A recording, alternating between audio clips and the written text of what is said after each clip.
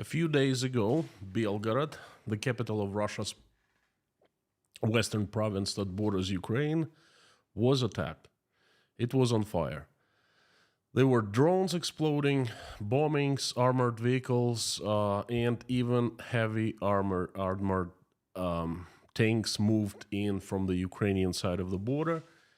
There was plenty of fire. Today, a mere week later, Belgorod, to be precise, the southern suburb of Belgorod, the town of Shebekino, is under heavy fire and on fire once again. In this stream, I'll give you the news from different sources, and the news are very contradictory. But more important, I'll explain why this small town of Shebekino in its shelling is absolutely crucial to understanding what's really happening inside Russia in the beginning of summer of 2023. Howdy, everyone. My name is Konstantin. Welcome to Inside Russia, where I give important news updates that explain what's really happening inside Russia. What you will not find here is lies, BS, and propaganda. What you will find is truth, common sense, and logic, and emotions, because I'm a human being. Inside Russia is where usual Russia is explained by the unusual Russian. For the first 30 minutes, I give you daily message and then invite to join the live stream chat where we usually converse and I answer questions. Thank you very much for coming and giving me a chance today to deliver my message. Without further ado, let's jump right into the stream. Belgorod was on fire a week ago.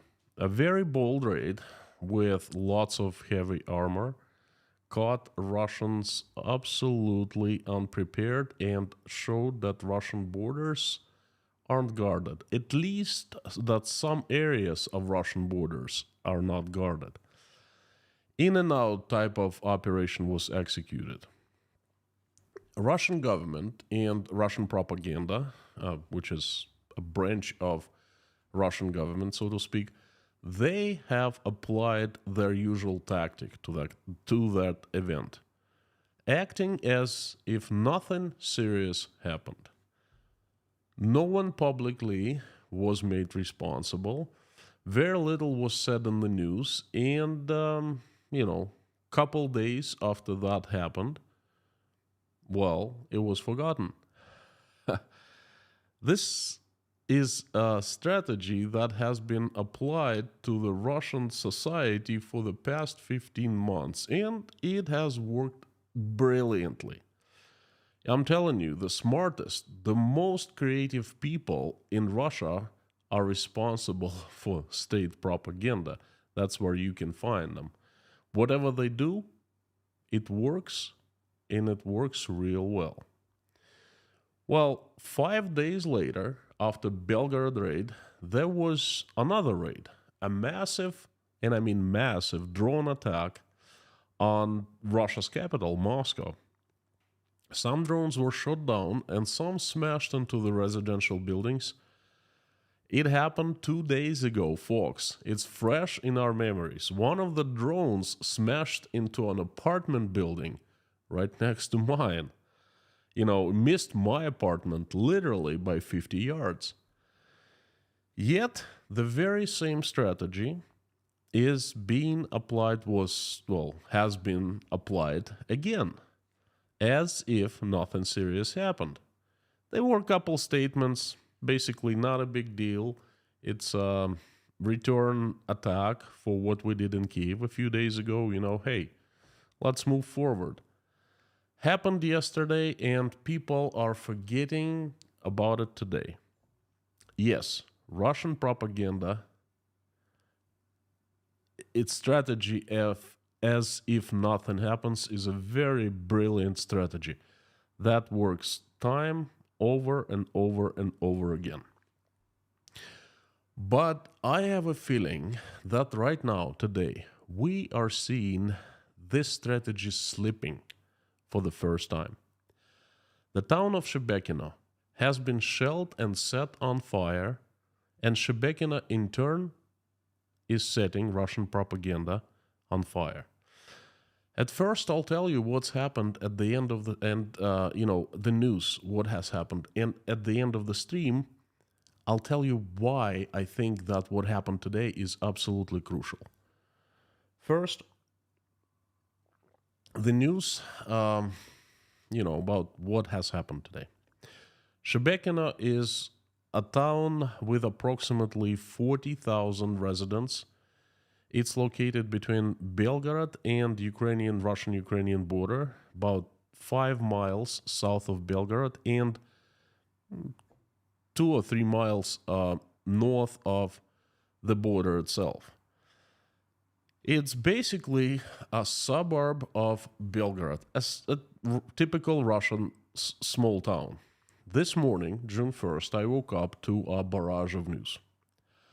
3 major news-dominated Russian media space, and they were: number 1, there was an attempt of Ukrainian forces to invade Russia near Shebekino. That was the news from Russia's Ministry of Defense. Number 2, Russian armed forces repulsed the attackers brilliantly, and everything is all right now.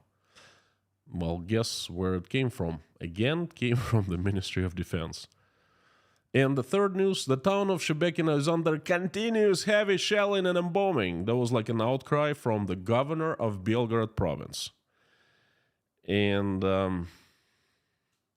the news from the Ministry of Defense, well, I was going to say Russian Ministry of Defense has zero credibility, but I think on a scale from 0 to 100%, credibility of the Ministry of Defense is like 57 below, negative, minus 57. So, and the governor, well, at least he said one thing of truth recently. He went against party line, and this is important. For the first time in Russia's modern history, a high-ranked official went against the party line. When the last raid on Belgorod was executed, in the aftermath, he was answering angry residents' questions publicly, and they were saying that they had lots of questions to the Ministry of Defense, and he said that he also had lots of questions, very uncomfortable questions to the Ministry of Defense. Well, at least this is the first time I heard a governor would say something like that. Then this is what followed the news throughout the day. Russian telegram media started giving information about skirmish in the area of border checkpoint Shebekino, basically right next to the town of Shebekino. According to the media, the border checkpoint was attacked with the support of tanks. The border guards and the military joined the battle. An active attack of the border was repulsed. Then, another news. The operational headquarters of Russian Armed Forces of Belgorod province, stated that there was no breakthrough of Ukrainian armed forces, but there was an attempt. The country statement, they said, which was quoted by different Russian media sources, are false and do not correspond to reality. Okay. At the same time, the same message said that a difficult situation has developed in the town of Shebekino area. Shelling is going on. The sound of battle are heard. So you see, they contradicted themselves in one message. They said one thing, and right next to it, they said a different thing. But that stuff is kind of expected from so-called armed forces. That's usual. Meanwhile, on the Ukrainian side, Russian volunteer corps claimed responsibility for the shelling and for the attack. And they published a photo with the caption, "We're working, follow the news." It was not specified where the picture was taken, but people in camouflage were standing in a dilapidated room. So then there was another message. Belgorod province, another news, massive news came out. Belgorod province governor was much more emotional than the army people. He made a statement saying that the town of Shebekino is under increasing fire, continuous fire, constant fire. The city, he wrote in Telegram, was being shelled, including from Grad multiple rocket launchers, heavy stuff. As a result of shelling, the dormitory building caught fire and the local administration building was damaged. It was reported that a bus with 4 residents of Shebekino that were being evacuated came under fire, but no one was in the bus. So the governor did not comment on the reports about the raid of the Russian Volunteer Corps and the Legion Freedom of Russia, so he didn't say anything about that. Then the governor made another statement saying that the province administration was evacuating people, but there was no immediate evacuation. Another contradiction, okay? He contradicted himself. And at the end of the day, Russian Ministry of Defense made a statement saying that the terrorist attempt was rebuked and all is well now. And just few minutes ago, another statement was released right before the stream started. The governor of Belgorod province said that there was an explosion in Belgorod. Most likely it was a drone. So not all is well. Someone lied again. But remember, credibility, 57 negative. Meanwhile, in Russia, if we abstain from the official messages, from the official news, important things were happening. The residents of Shebekino, regular people, I remind you, the town has about 40,000 residents, 39,000. They have been in panic, fleeing the town in any way possible they could find. You could see that from numerous mobile videos they were making and uploading them to internet. I think Russian propaganda absolutely hates those little devices that can film and upload the videos onto the internet for everyone to see. Oh boy, they want them to be crushed, but so far so good, I should say. Many people in Russia were taking things seriously, despite from what Ministry of Defense were saying, that it rebuked the attack and all as well. Among them who were taking the situation seriously were 2 of the top propaganda personalities, Simonyan and Sobchak. They publicly offered help with relocation of those in Shebekino whose houses were destroyed. From what I understand, quite a few houses were destroyed. And those are the top propaganda people, and they were admitting that there's a catastrophe going on the Russian land, on the Russian part of the border. That did not happen before, that's very, that's a good showcase, I should say.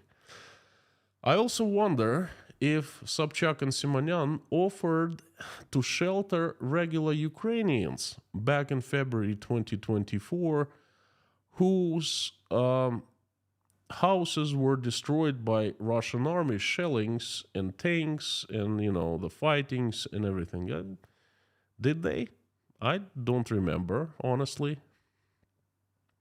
But it's the same people. It's just, couple miles. They live on the other side of the imaginary border that is drawn on map, but the people are the same. So that what has been going on.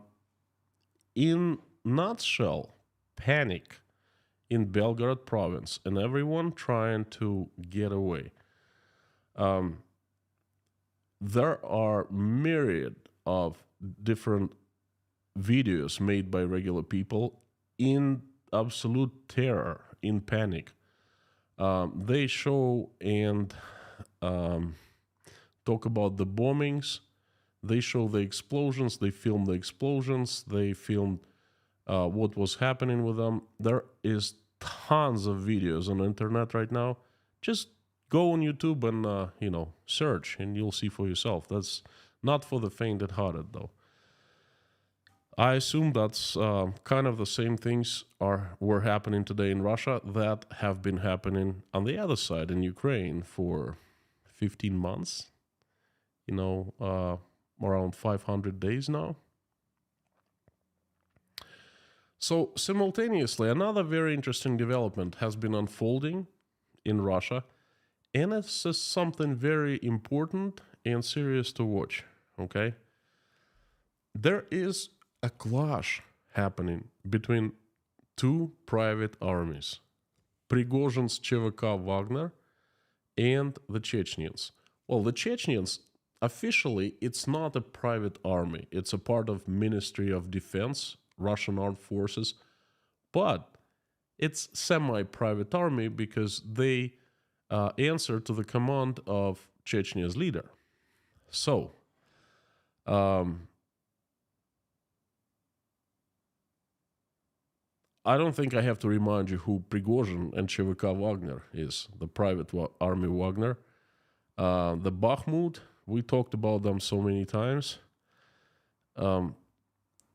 Let me give you a brief explanation what happened, and it's super interesting. Yesterday, May 31st, Kadyrov, the head of Chechnya, who gives orders to the Chechnyan army, announced the relocation of Chechnyan units to Donetsk part of, I don't know how you call it, to Donetsk, near Donetsk, to the Mariinsky direction, that the next direction of the fighting after Bakhmut is Marinka.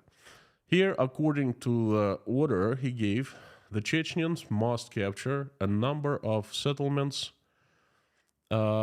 Which settlements was not specified? Well, a number of settlements. Similar orders about the beginning of the offensive were received by the units in the occupied Kherson and Zaporizhia regions. Commenting on the potential of Chechnyan army called Akhmat to occupy the entire Donetsk part of Donetsk province that is being controlled by, which remains to be Ukrainian and is controlled by Ukrainian forces. The head of private army Wagner, Prigozhin, said that the Chechens do not have such task, and he doesn't know where the Chechen fighters will be, since that is a classified information. They will be engaged in certain areas in which they operate, and that's what he said. So it was hidden criticism of the Chechens. And boy, he got a return. His words were harshly criticized by Kadyrov's confidants, who were outraged that Prigozhin allegedly did not understand what the Chechen fighters were doing.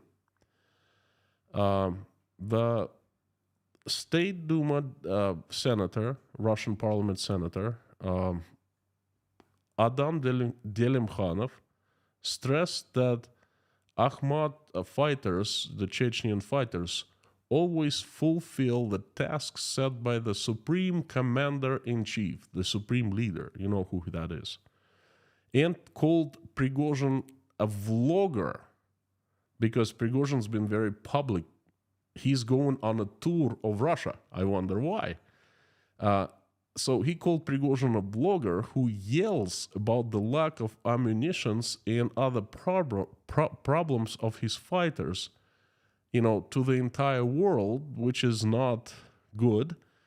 Another top Chechnyan, Magomed Daudov, accused Prigozhin of creating panic moods among Russian citizens, and urged Prigozhin not to forget, where he got private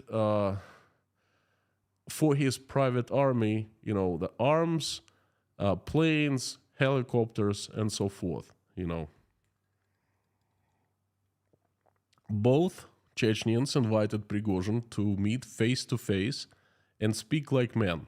And you know what it leads to, usually. The commander of the Akhmat fighters, Abdi Alaudinov, himself noted that a lot of fighters from Wagner private army, they quit Wagner and they joined the Chechens. So it's insult to Prigozhin. So Prigozhin's been under fire for his remark towards the Chechens, and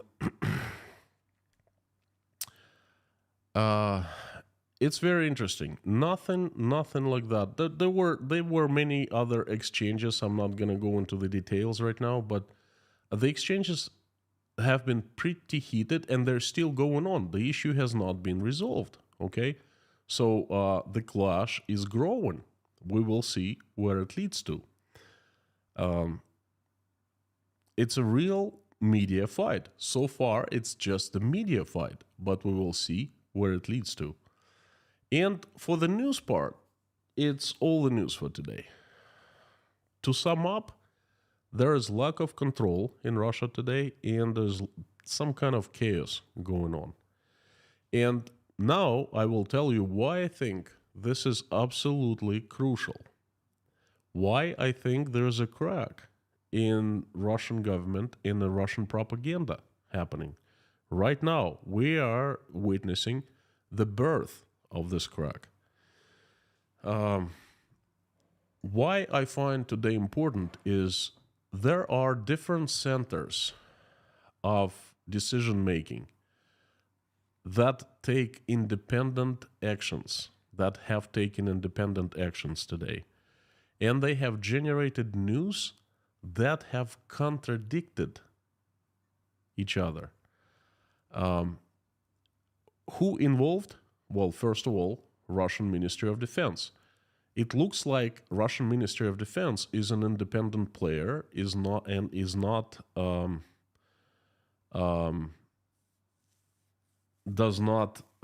answer to the commander-in-chief, does not answer to the Ministry of Defense. It looks like the generals are acting independent. Then the highest government officials are involved. The Belgorod province governor. Then there's propaganda people involved. They contradict what the Belgorod governor says. And then there are private armies, which is plain and simple scary. Private armies getting involved, okay? And do you see anything wrong with this picture? I do. Where is the Kremlin? It's nowhere to be found. Not heard from. Where is the leadership? No one knows. No comments, no interference, nothing. Let me remind you something. The Kremlin, Vladimir Putin, he has built, along with his friends, the system of governance in Russia that is called the vertical of power. And this is the system where all the decisions are made on the very top by one person or very few people. By the Tsar, let's be honest. The Tsar is the strongest dog in the pack. Everything belongs to the Tsar. Tsar knows the best. All armies in Russia are Tsar's armies. There cannot be private armies because army is power. And if power belongs to somebody else besides the Tsar, then what is the Tsar then, right? So all the decisions must be made on top. Who does what? Who says what? This is the vertical of power. This is Putin's government. And we have been seeing it until today. We had been seeing it until today. Today, there's a crack. And what happens when the dogs in the pack smell that the leader is not the strongest? You know, um, for the first time, it looked like the Tsar has lost some of the control. I'm not saying all the control, because there are things going on behind the closed doors, of course, but it appears that he has lost some of the control. Um, when the dogs or wolves in the pack, they smell that the leader is not the strongest, you know, they take the power. And people, who are up for power, they do the same thing. So, today was very first day of the very interesting events that are coming up in Russia, in my opinion. If vacuum of power on very top is created, that the new people will be sucked into that power orbit, and they will start exercise their own power. Tomorrow in the stream, I will have another message for you, and that's kind of continuation of today's message. I will give you 7 reasons why I think that civil war is coming to Russia. And this has been my message for today. Thank you so much for giving me a chance and listening. I would love you to go to the live stream chat and converse and ask me questions and let me know what you think. Agree with me or not? Especially about the last part, about the power part. What do you think? While I'm turning the live stream chat on, I am asking you to help me out and make reposts on your social media accounts of this message if you found it important. It really helps. And sign up for the Telegram channel that I have called Inside Konstantin's Russia. The link will be in the description below. This is where I announce the updates to the channel and make announcements for the upcoming streams. Thank you so much. And if you want to buy me coffee, I'd really like that. I like the coffee. I appreciate it. Thank you. Chat is on. Thank you so much. What do you think?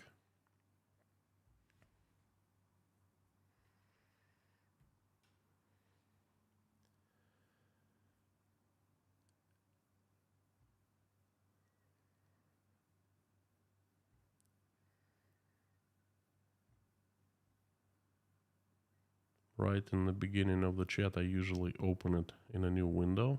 It's easier that way for me. I see messages better. And if you want me to notice your message better, please put it in caps and put inside Russia after @ so it jumps into my eyes, highlighted in orange. Thank you. So let's jump right into it. Lorna and Mommy, thank you so much for coming. Thank you.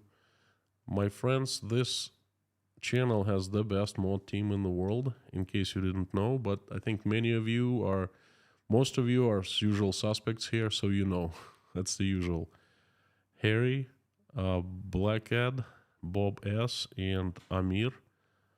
It appears Amir is not with us today, but he is with us in our hearts, in our minds. Thank you so much for coming, and the usual suspects. Fantastic to see everyone. Thank you, thank you, thank you. So let's look for the ones. Tennis. You see my tennis racket, huh? Well, my shoulder is not well enough to play tennis. It's like 90%, but if I make sharp, like quick moves, like power moves, then it starts hurting. So I'll wait a few more days. Leitmotiv for me, howdy. Fox, please put it in caps. Or highlight in orange, just like Mr. Kaliskin from Chicago did. Howdy. Love Isle of Man. Apache Moonshine.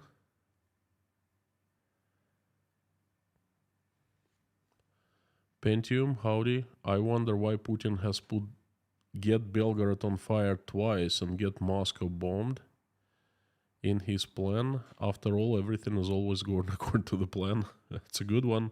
I'm wondering too. It's a plan. Can't say that there's no plan. Julie W, thank you so much. Howdy, howdy. Thank you for coming. Charmaine from Australia. Hello.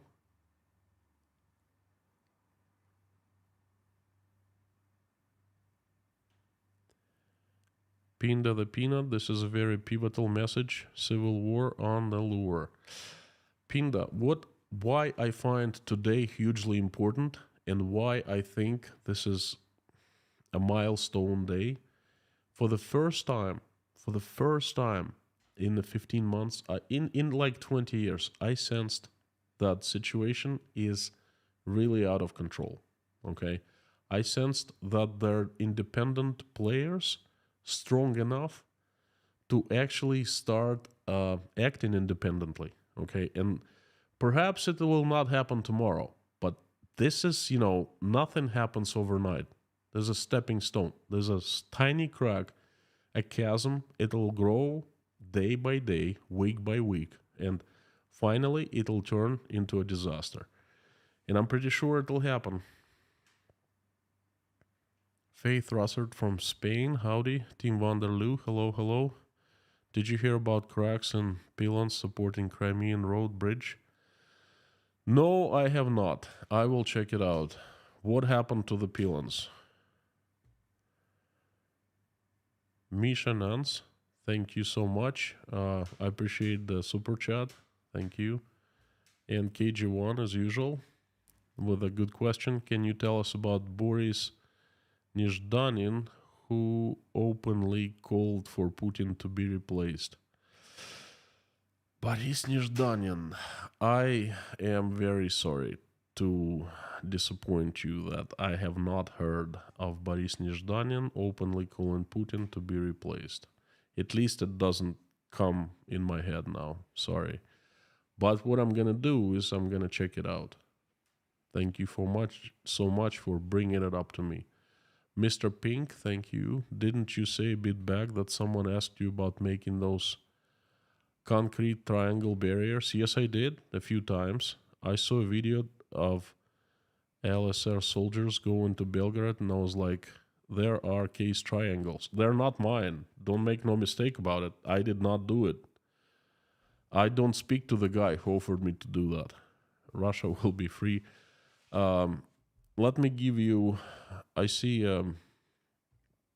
Jason Carney in the house. Jason, thank you so much for coming back. You're like, I don't know. I don't think you are champion of the super chats. You're like more like a guardian angel or something. So thank you so much, friend, from me and my wife. I really appreciate the support. Much needed and hugely appreciated. Thank you, thank you, thank you. Usually don't leave the message, but your message is like a huge bell ringing, Thank you. Mr. Pink, so this is what happened. I'll explain. I'll repeat once more to you and everyone else. There was a call a few months ago. I don't remember exactly, but there was quite a few months ago. From a person I know in Russia, a kind of shady guy. He always comes up with like, oh, I have this possible contract. Let's do this and that. A friend of a friend, let's put it this way. And he called me up and said, do you have anyone in Rostov? I have a concrete order, solid order for so many, triangles, concrete triangles. And I'm like, what concrete? Whereabouts? He goes, in Belgorod region. And I immediately knew that he was talking about the dragon teeth, that the lion And I said, the Dragon Teeth line. And it's like, yeah, it says that. And basically, that was a scheme to steal money. He was given a price of certain thousand amount of number of thousand rubles. I don't remember, like 10 or 8 or whatever. But let's just for the sake of simplicity, for 10,000 rubles. And then he wanted to actually produce and deliver one unit for like 3,000 rubles. So he wanted to keep 7,000 rubles and share some of the profits with people, if you know what I mean. So I basically told him to go and have sex with himself. That, I told him not to ever call me again with stuff like that. But that's exactly what it was. It was a Dragon Teeth line in Belgorod, and it was complete waste of money. It was just theft, really. It's not a waste of money, it's theft. People wanted to steal money to make bucks through stealing, and they did. They spent overall 10 billion rubles, which is $130 million, Well, God sees everything, White lightning, thank you so much. Chills went down my spine when I heard reports of Russians cheering when Moscow was struck by drones. Civil war will be terrific.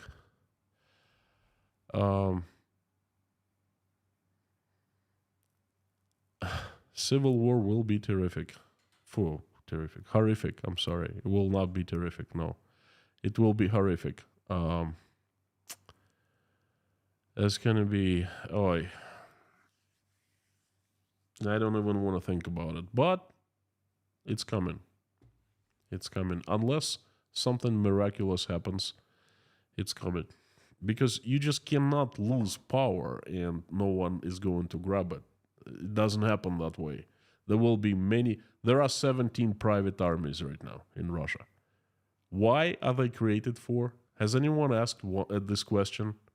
Why people created private armies for themselves? Darla, thank you so much. Fantastic to see you. You are a patron, and thank you for supporting here, and thanks for the messages. Do you think that if the attacks continue, will the Russians get angry or understand that a war is going on? That is the most frequently asked question and the most difficult one for me. I wish I could tell you, oh yes, I think that Russians will understand soon. Russians will get angry soon. But unfortunately, the longer I see this is unfolding, I think that they will not get angry soon. They will not understand. I think it's a question so deep that I will make an entire separate stream about that, about Russian people, what will make them angry or what will not make them angry, and when they will understand that the war is going on. Let me tell you, quite a few of my neighbors understood that the war is going on, and the war suddenly knocked on their doors or on their windows in Moscow. Has it changed much with them? Not much. So anyway, thank you for help and thank you for your question. I will make a separate stream on that. But it's gonna take me quite a few days because it's really difficult topic to come up with a message, a simple message, and so everyone understands it. It's a very tough topic. Caesars, thank you so much from Czech Republic. Are you looking calm, Konstantin? But isn't it conflicting for Russians to be happy about Putin's chai rocking, but the chaos growing as well? Are you looking calm, but isn't it conflicting for Russians to be happy about Putin's chai rocking, but the chaos growing as well? For me, looking calm, well, I've had my fair share of bad feelings. Trust me. I'm trying to hold myself together on camera. That's why I'm looking calm. Um, Conflicting. I hate to see anyone hurting and dying. Okay, I've been praying for the Ukrainians for the last 15 months, every single day, along with you. Um, I, I think it's absolute terrible tragedy when people die. It's nothing can be worse than that. And I see the lots of darkness coming onto Russia very soon. I will also hate to see people dying in Russia because, it doesn't matter who you are, American, Russian, Ukrainian. If you're a decent person with a family, and like someone dies, that's a tragedy, okay? But I also understand that it's at this point, I think it's inevitable, okay? And it's going to be a change, a sort of a cleansing for Russia. Not cleansing, but gotta be a right word. Um, anyway, the change. And I cannot be happy and I cannot be unhappy, if you know what I mean. I'm torn. That's what the right feeling. Not the right feeling. The right word. Ah. Sometimes English is driving me crazy. Please forgive me.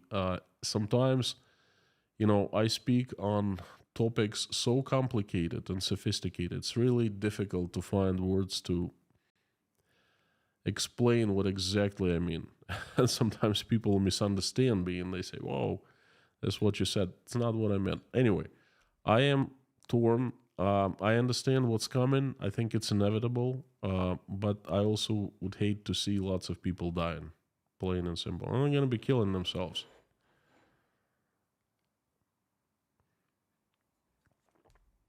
Pablo Foy, thank you so much. Welcome to Inside Russia. Thank you for joining. And Jason, no, I'm sorry, Julie W. Thank you for gifting sponsorship to 5 people from me and from 5 people. Thank you, thank you, thank you.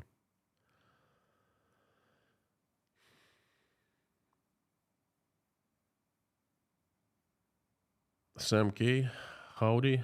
Good to see you are well, good sir, after at sign. Thank you so much. It worked, Sam.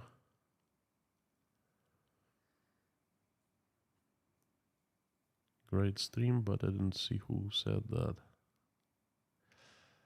And I heard Putin is no more in charge. I don't know. Where did you hear that from? I heard otherwise.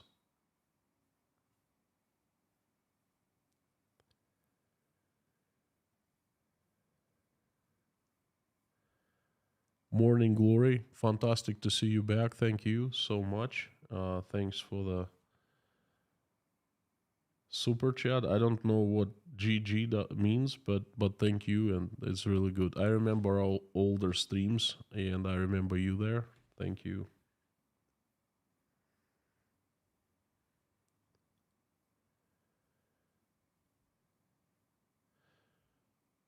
Ohms, sponsor for 8 months, says thank you for analysis of these strange days. Thank you so much for being the sponsor for such a long time. And by the way, today is the first day of summer here in old USSR hemisphere. Seems like 1917 and 1991 have returned to Russia.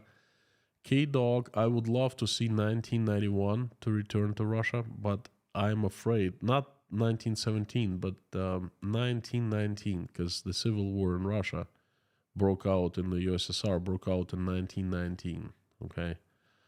And tomorrow I will tell you my vision of how it's going to happen.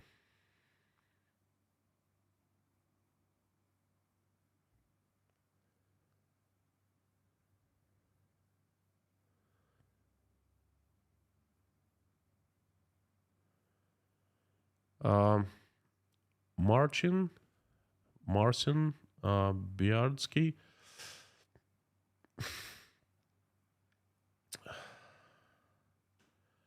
really hard to um, answer your question. Well, my answer will be short. This is war. Okay? Read between the lines.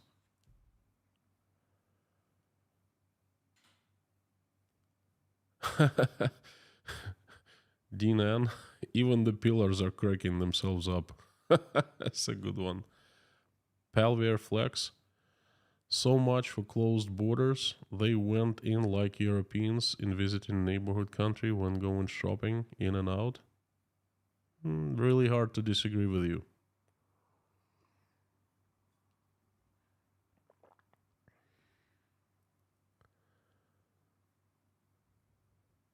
The timing is perfect when you consider that Putin is worrying about where the offensive is going to start.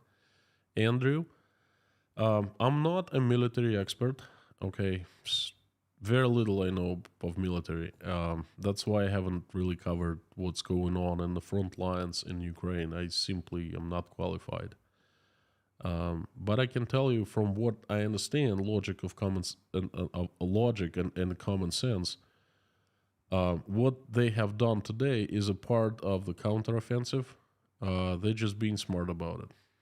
I mean, I'm not a military expert, I understand, but there should be lots of military experts in Russian army, and I think they still don't understand. Dave Strains, thank you so much. Today really has me thinking. Thank you, Dave.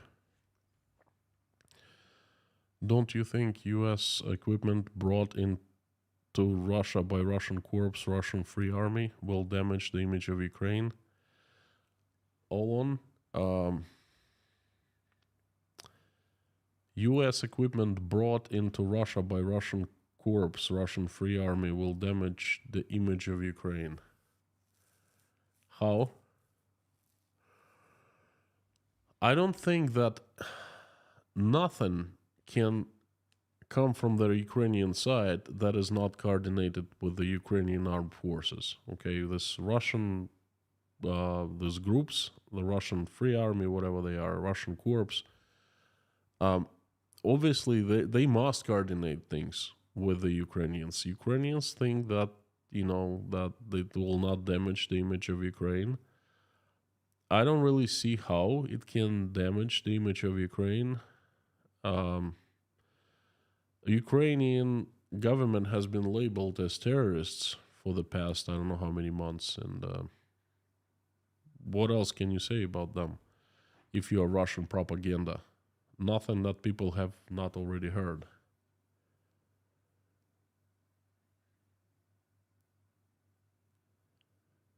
Leslie Fleming, what a joke the Russian army are. Soon the different divisions will be shooting at each other. What a good day will be for Ukraine.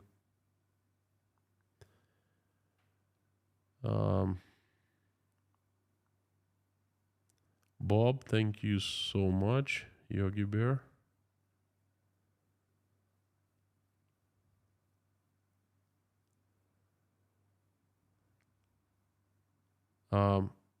Air Flopper Prigozhin said he not coming back if old posts are still in charge.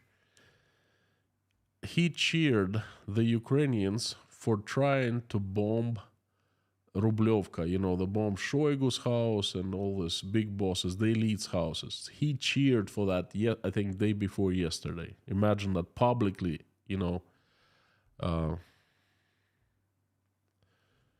Ed, don't hate Russians, hate dictators and false propaganda. Thank you for the message. Oh, I'm afraid a little too late for that, but thank you anyway. Thank you so much.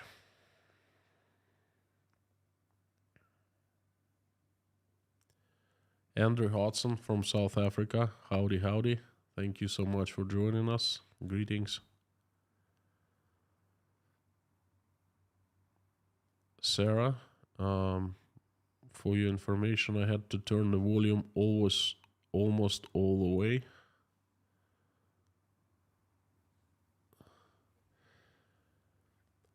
Thank you so much, Sarah. I don't know much what has happened.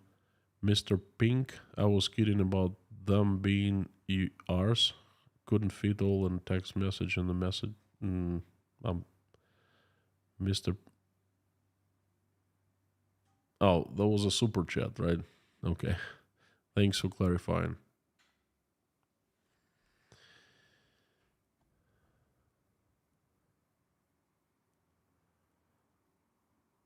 Peter, hi from Ottawa. Canada civil war in Russia. I didn't get it. Which Canada civil war in Russia?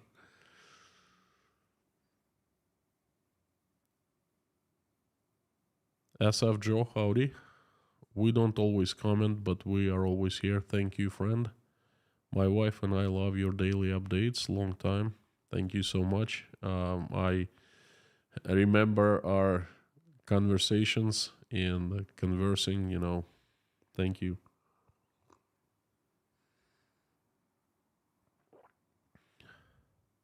Morning Glory. What's up with the woman in Moscow giving press speeches that Biden supposedly attacked her? It's the strangest thing. There's this American woman, an older woman, applying for political asylum in Russia. I don't, it beats me. I don't understand. Well, I guess there are crazy people. That's all. Janice Burgess, Constantine, the word corpse is pronounced like core.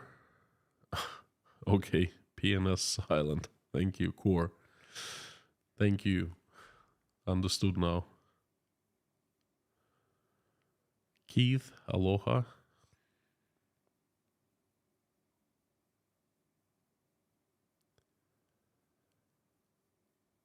Sam K, how come fishermen don't get hooked?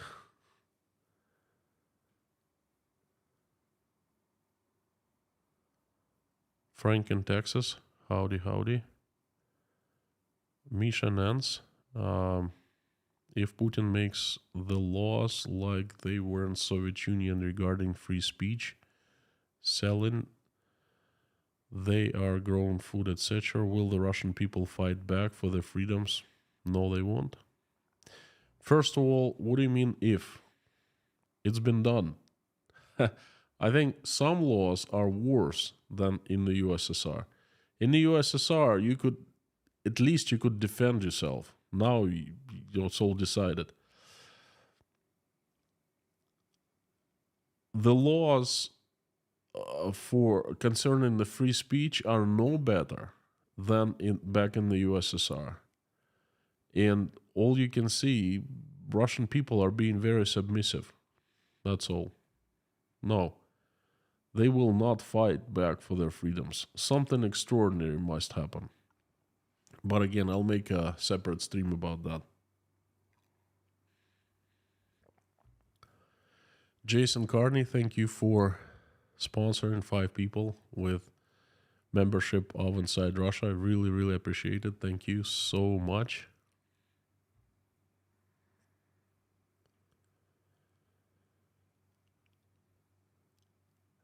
Edmirth, they've tested those dragon teeth. A Challenger just drives straight through them.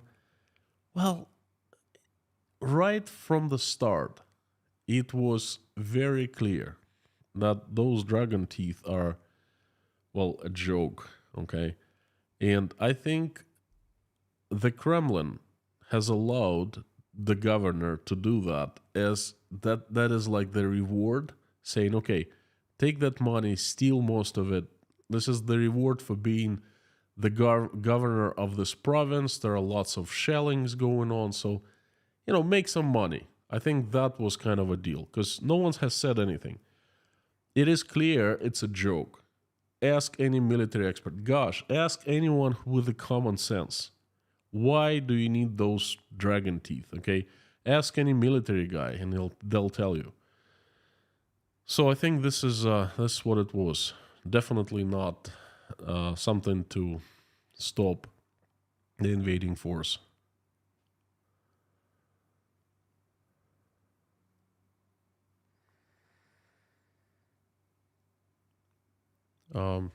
Joker, howdy. Thank you. I think this is the first time I'm seeing you. Welcome to the community. This is the best community on internet and definitely the best mods. So good Abend.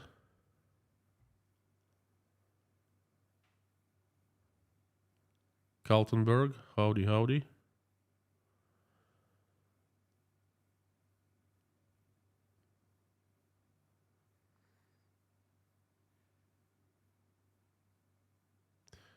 Armies are power.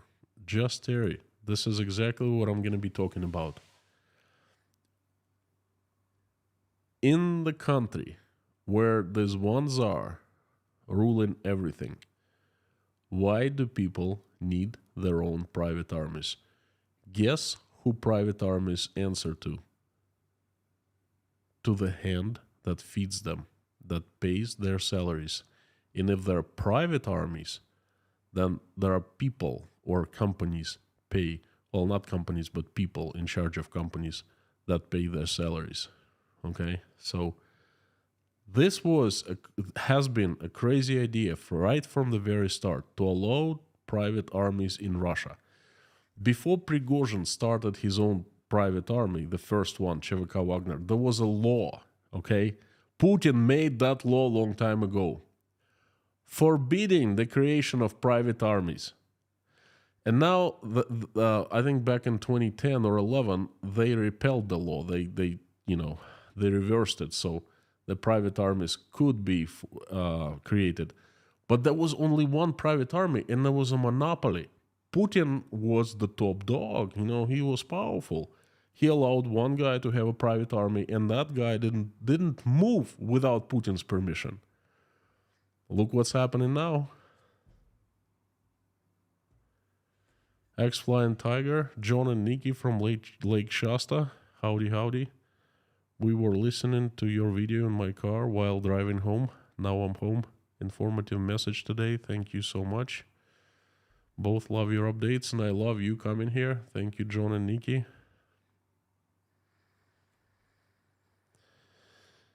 Joe's Rames. I wish no one saw them.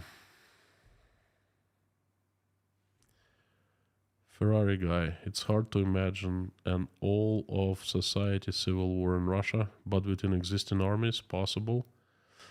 What are the chances each could start doing conscription in their own regions? 100% chance. How do you think it's gonna go down? And it's not gonna be army against the army. It's gonna be neighbor against neighbor, everyone against everyone. That's gonna be bad.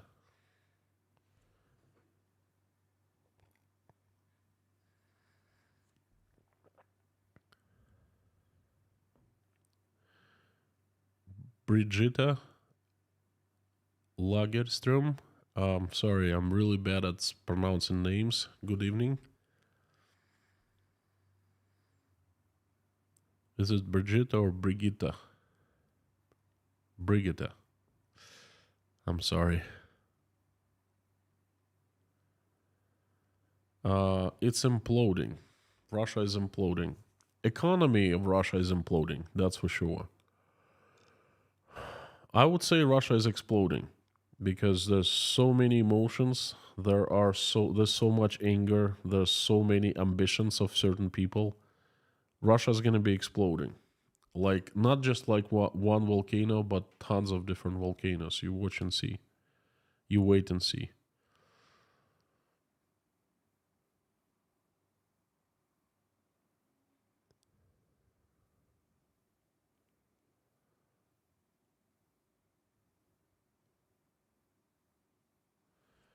Mike drop. Putin must really trust Prigozhin to allow him to be such an outspoken representative of the Kremlin will.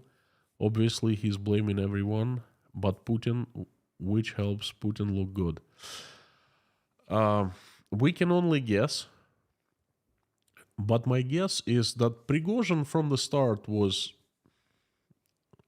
Puppet is not the right word, but he was allowed to do certain things by Vladimir Putin, and he was an old, perhaps friend, perhaps an ally, I'm not sure, but they go back to St. Petersburg times, the old times, the 90s. You see, Putin really cherishes relationships he had in the old times before he became the president, which is a good human quality, okay? Because um, well, it's understandable. You don't lose old friends, okay? But he has done it in a very twisted way. But what I think he allowed Prigozhin to do in the past, and even in the last, you know, in 2022, because Prigozhin was brought to Ukraine. He originally was not supposed to come with his private army. But when it became clear, in 4 weeks after the invasion, that Russian army is, then Prigozhin was brought in, and he did start blaming the generals, and it was a political project. But what I think now, there could be different things, the theories. Theory number one, Prigozhin knows that we don't.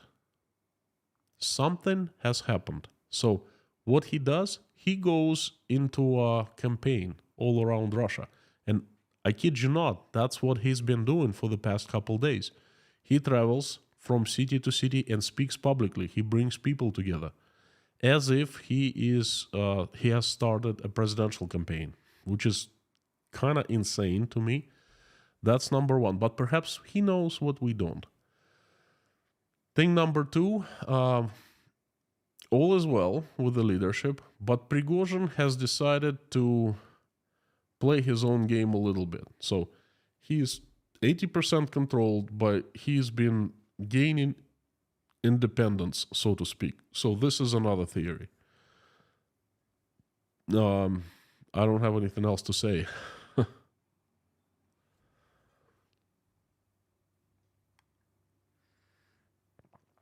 Klaus Asmus, civil war makes it unclear about what happens. I'm afraid what coming's next.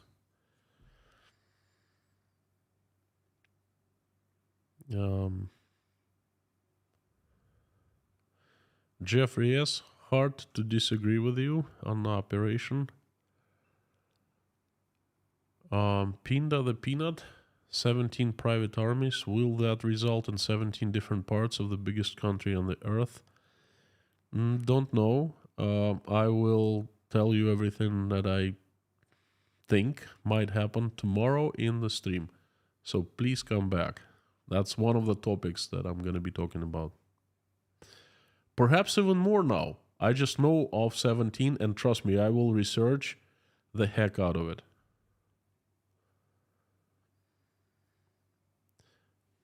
Udo Herman, denial might also be a way for Russians to deal with the current situation. 100% true.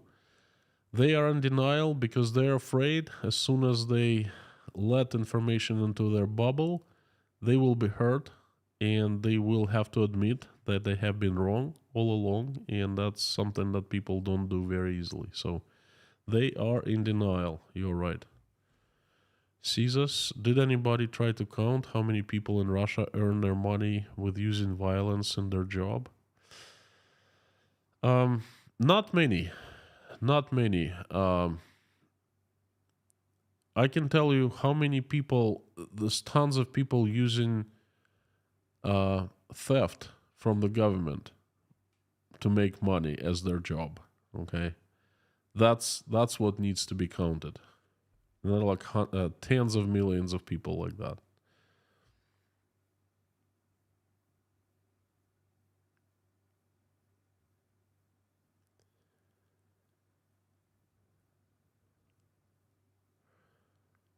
Joao Marinos, the snake is eating herself. Yes, I agree. Amy Razy, hi Constantine. Hello, Amy.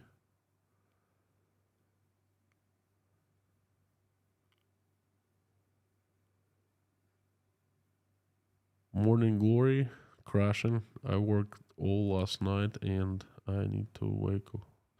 Good night. Thank you so much for coming.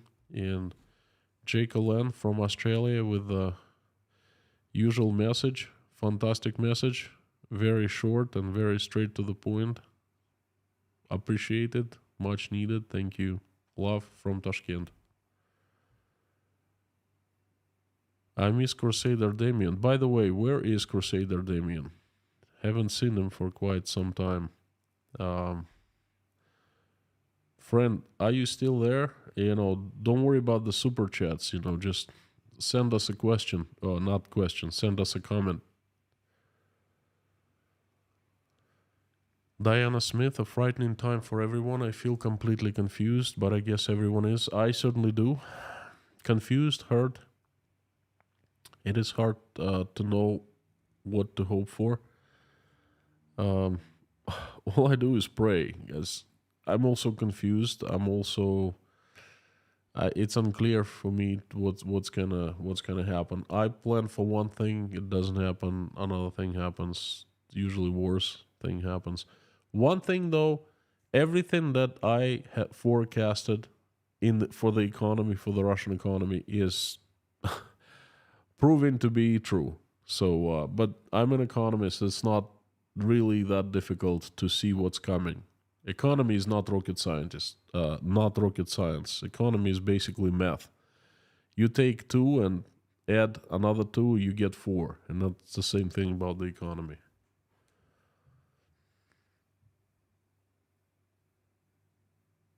Caesar, sorry for not checking my spelling. That's no problem.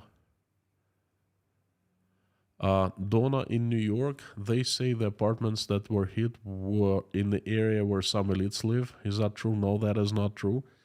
Well, let me clear that up. There was a massive attack. There were, I think, 11 drones or 17 drones. 3 drones reached destinations. They hit the residential buildings. It is very unclear if the buildings were the targets. Most likely not. Even the Russians are saying that most likely the drones did not target residential buildings because there were no detonations of explosives. Okay, they were carried to different locations. So the drones must have lost communication or something. But there was a number of drones shot down, and they were aiming at the houses of the elites in the elite part of Moscow, outside Moscow, okay? Like Russian Beverly Hills type of place. But they were all shut down because they have their own missile defense system, okay, as it turns out. So apartments were my apartment. I'm not rich, I'm not famous, I'm not elite. I was just like a regular people, regular folks live there. And the other apartments, same thing, regular people in Moscow. Old apartment blocks. So, Donna, I hope it's clear now.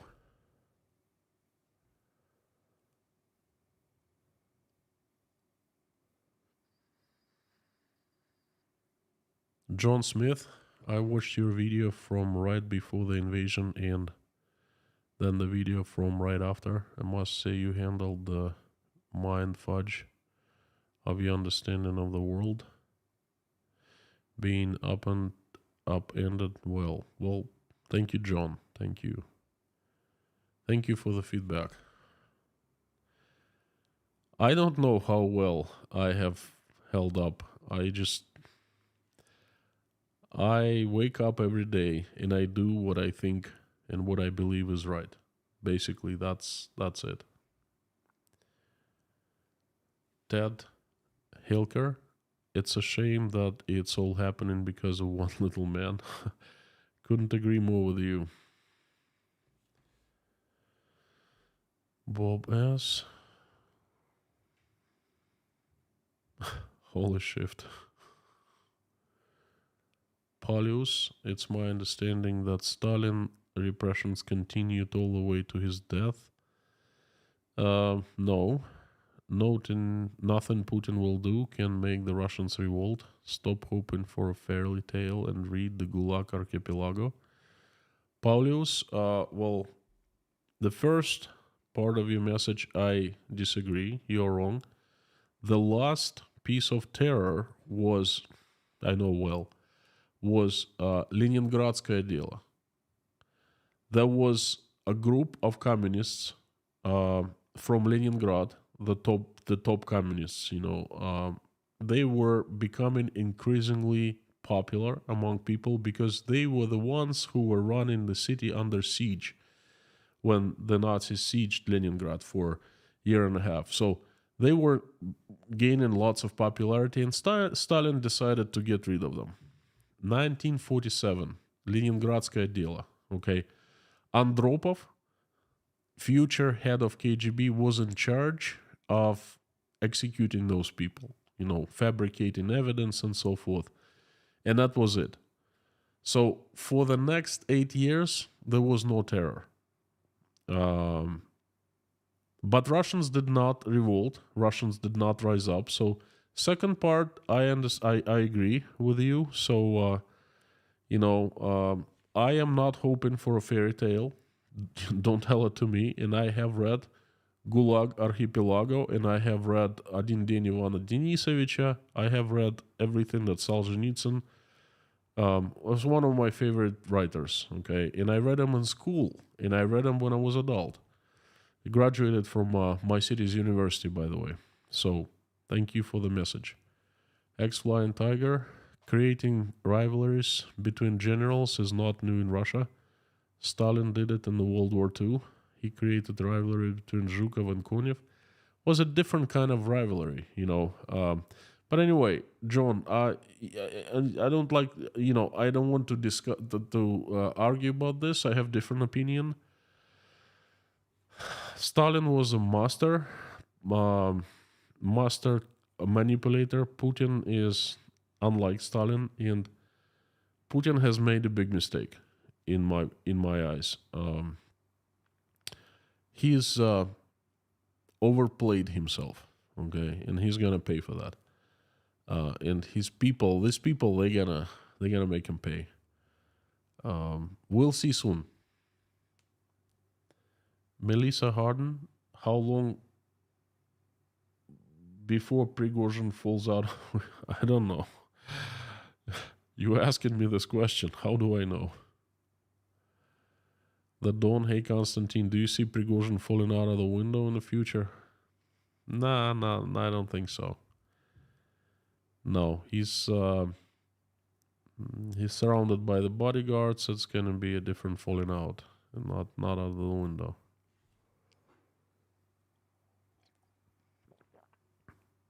Bomb Tendo advanced. Native American from rural reservation prays and wishes you well. Hey, thank you so much. My first wife was Native American. Well, partially. She was a Cherokee tribe.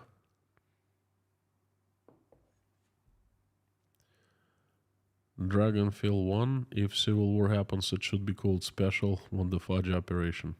That's the second time that I hear that today.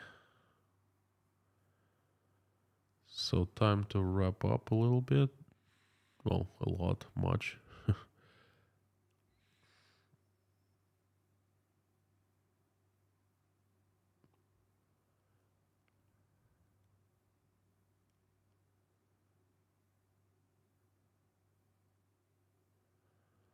Benjamin, I found Constantine for Baklako streams before the war. Unsubscribe, became Patreon to Inside Russia. Well, thank you so much. Thank you. I do not watch Sergey. I watched his stream on February 24th or 25th, just right after the war started. And, well, I decided that I wouldn't watch anymore. We have very different opinions of the situation.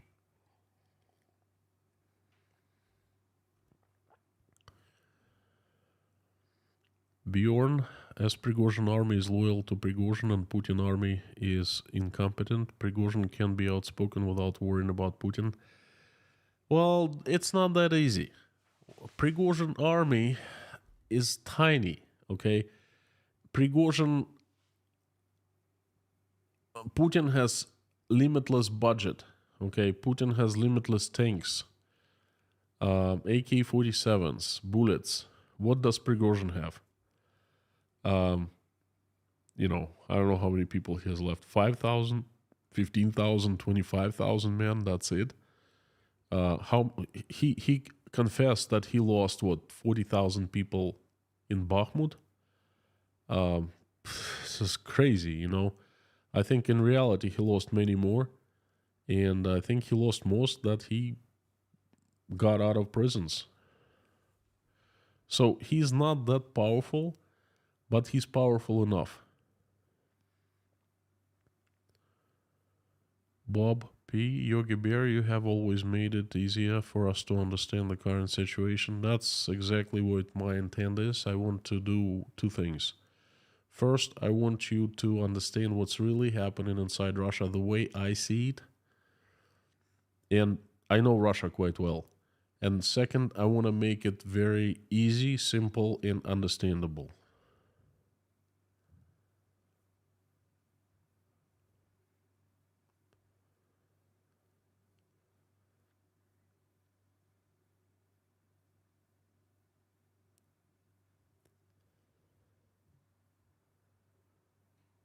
Okay, the highwayman, we will do that.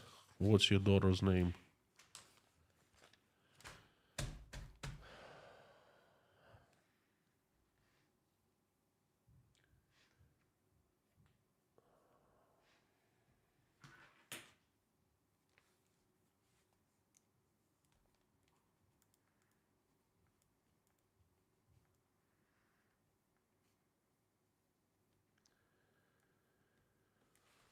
Alright, she's added to the list.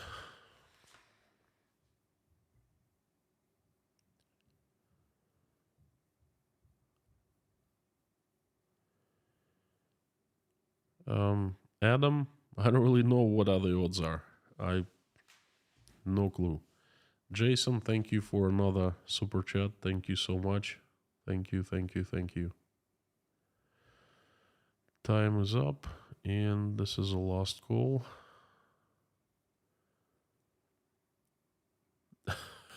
Stop Putinism, stop propaganda.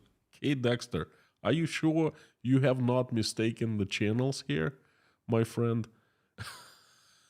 This isn't really propaganda, you know? I don't know what to say. Steve Kirby, private army situation sounds like Sudan, Haiti, or Afghanistan. 100% spot on. This is how it sounds like. Okay, let's do it. Thank you, friends, very much for joining us. Thanks for giving me a chance for another message, and I invite everyone to finish this stream in a prayer. Let's do it, friends. Thank you so much. No more questions. It's time is up. I will hope to see you tomorrow. And the message will be the 7 reasons I think that there will be civil war in Russia. And the private armies I'll speak of that. That's major reasons. Okay, so please come back tomorrow. Thank you so much. Dear friends, thank you. Please join me in prayer. Dear Lord Jesus Christ, thank you so much for giving us this day. Thank you for putting food on our tables, and thank you for giving us roofs over our heads and surrounding with people who we love and who love us. Dear Lord, please give us wisdom to keep the skies above our children's heads peaceful and raise them so when they grow up and become adults, they will make this world a better place and they will do a better job than we have done. Dear Lord, please keep our children safe and healthy. Dear Lord, please help stop the bloodshed in Ukraine. Reach out and do things necessary so the people who are responsible will make this decision. We pray every day. Please show us what we need to do to promote this decision to stop the bloodshed. Please do things necessary so they make the decision. Dear Lord, please help every single Ukrainian who has been affected by this terrible tragedy. Answer their prayers and make their wishes come true. Send them recovery. Soothe their souls, please. Send everyone in Ukraine an angel so the angels keep people away from harm's way. Dear Lord, please help my country, Russia, by assembling the army of your strongest angels with sharpest swords led by Saint Michael, and send them to this earth so they get rid of the demons that have hijacked my country. Have angels run Russia, make it peaceful and make it good. Please send safe travels to everyone traveling. Send help to everyone seeking for political asylum or any asylum. Send help and good people their way. Please help the hungry, the homeless, the jobless, the sick, the depressed, the ones struggling with their faith, the ones with low self-esteems. Please shine your heavenly light upon those people and make them feel better. Show them your love. Surround them with your warmth so they feel better about themselves. They feel better about their lives. They will have goals again, and they will have a chance for happiness. Dear Lord, bless everyone who's helping Ukrainians, open their wallets, hearts, doors, doing anything for the Ukrainians. Please help the single mothers who are struggling to make their ends meet. Send your help their way and good people their way. Please help all the Ukrainians who are suffering from the Russian strikes right now without basic necessities. Please help them. Please help us all. Send peaceful skies above our heads, regardless who we are and where we live. We really need that. Thank you. Dear Lord, thank you so much for bringing us into this community. Allow us to congregate. Thank you for the bonds that are born in this community in real life. Thank you for allowing us to pray, and please help everyone who's praying along with me or simply watching us pray. Answer every prayer and make every wish come true. Thank you. Dear Lord, I'd like to ask for some people. They need your help. They are Frank in Texas, Highwayman's daughter, Margaret Linda Trombley, RT Per, Sarah Stokes, James Gentz, China Bill, Julia Haney, Paul, Greg, Jim and Shirley Hall, Melanie and her daughters, Ann Larson, her family and daughter Hannah, Florentina, Mac's family, Patty L., Sherry Moran, Amir's uncle Dickie, CKOC, Brian Wilkes, Liz Dumbrell and her grandparents, Ripted, daughter of Aspen English, Ruth, Paul, Susan, Rudy Kaisley, Darla, Bip, Santa's Whiskey, Paula McDonald, White Lightning,